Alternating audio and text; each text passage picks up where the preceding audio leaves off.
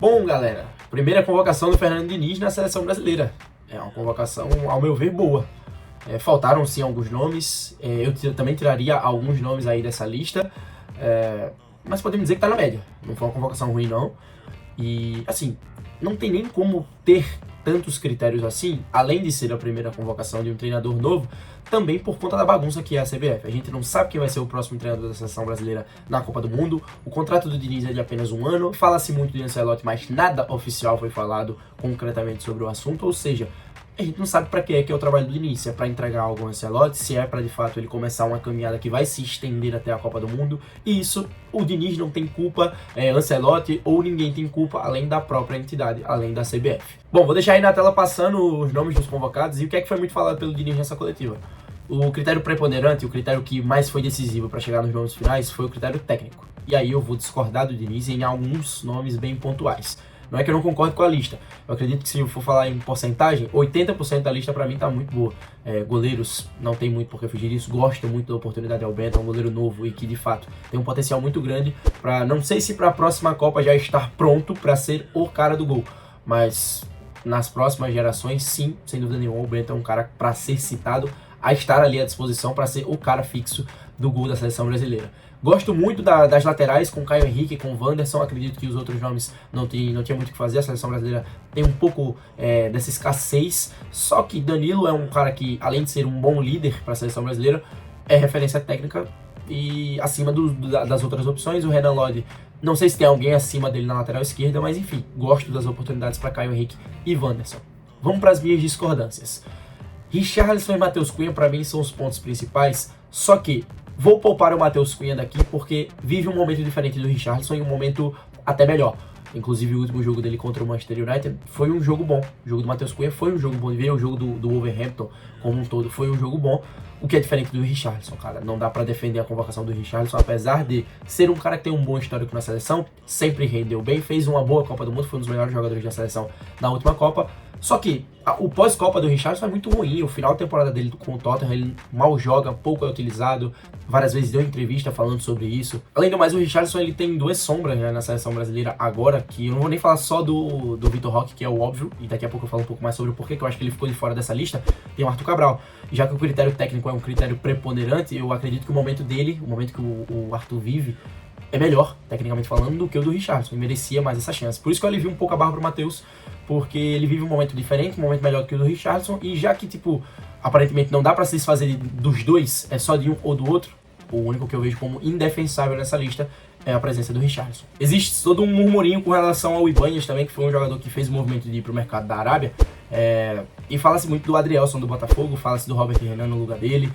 Só que acredito que o Robert Renan estaria nessa lista. Do mesmo motivo que ele não está, o Vitor Roque também não está. Acredito eu, tô tentando fazer força para acreditar nisso, mas já que o critério técnico é um critério preponderante, tecnicamente Vitor Roque e Robert Renan não poderiam estar fora da lista. O que pode explicar eles estarem fora é uma presença deles no ciclo sub-23, no ciclo olímpico, que já sai a convocação oficial.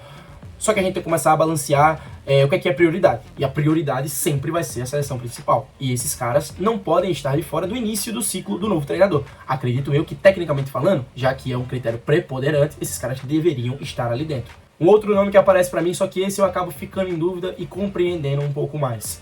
O critério técnico é preponderante? Sim, então o Thiago Silva deveria estar aí. Só que o Thiago Silva vem junto no pacote de ser um jogador com idade avançada, um jogador que provavelmente não vai estar presente o ciclo inteiro, não vai estar presente na Copa do Mundo 2026. Então dá sim para entender uma passagem de bastão para outros jogadores ali do setor defensivo, do setor da zaga. É difícil, porque tecnicamente falando o Thiago Silva é o melhor zagueiro que temos. Mas dá para entender sim, é compreensível. Falando um pouquinho do Paquetá, foi afirmado pelas palavras do Diniz que o Paquetá estava assim na lista final da seleção brasileira, só que por motivos de preservação ele foi retirado, porque hoje, nessa sexta-feira, pela manhã, saiu que o Paquetá está sendo investigado por envolvimento lá, uma parada de apostas, manipulações, uma parada assim, e ele está sendo investigado e por motivos de preservações o Diniz resolveu tirar ele para deixar com que ele resolvesse esse problema pessoal com uma melhor fluidez no assunto. Só que, tecnicamente falando, o Paquetá não estava fora e também não tem que estar mesmo não. E eu entendo também ele ter ficado de fora por esse motivo aí, todo fora, é algo que dá pra se compreender. E no lugar dele, o Diniz não falou quem foi, só que eu tenho certeza absoluta que o Rafael Veiga foi quem entrou aí nessa lista. Dentre os outros meio-campistas, eu acredito que os outros eram mais óbvios e o Rafael Veiga não. Só que o Veiga acabou entrando aí, né, na vaga do Paquetá, acredito eu. Bom, para encerrar, vamos falar um pouquinho de futebol brasileiro. Fala-se muito e questiona-se muito sobre o Botafogo ser o líder, com muitos pontos à frente do segundo colocado, e não ter jogadores presentes na convocação. Muitos esperavam que o Diniz desse uma olhada com mais sensibilidade para o futebol brasileiro. Só que uma coisa é você ter uma equipe coletivamente encaixada, e o Botafogo tem isso. O Botafogo é uma equipe coletivamente muito encaixada, que faz um campeonato brasileiro fora da curva. É um baita campeonato brasileiro da equipe do Botafogo. Mas tecnicamente falando, o Botafogo tem pouquíssimos jogadores que você olha e pensa que é um absurdo não estarem sendo convocados. Tem jogadores que sim poderiam ser, como por exemplo é o caso do Adrielson, que sim poderia entrar numa vaga aí do Ibañez, ok, mas é compreensível também ele não está. Não é um absurdo ele não estar. Tiquinho machucado? Poderia ser que estivesse na lista em caso de boas condições físicas? Sim, mas se não estivesse, também não seria nenhum absurdo. Mais uma vez, lembrando, ter um time tecnicamente encaixado no sentido coletivo, ok, não é critério para você levar esses jogadores para a seleção brasileira. No mais é isso, né? É uma convocação 80%, 90% muito boa. Acredito eu que ficaram alguns nomes fora, ficaram alguns nomes que são dúvidas ali dentro.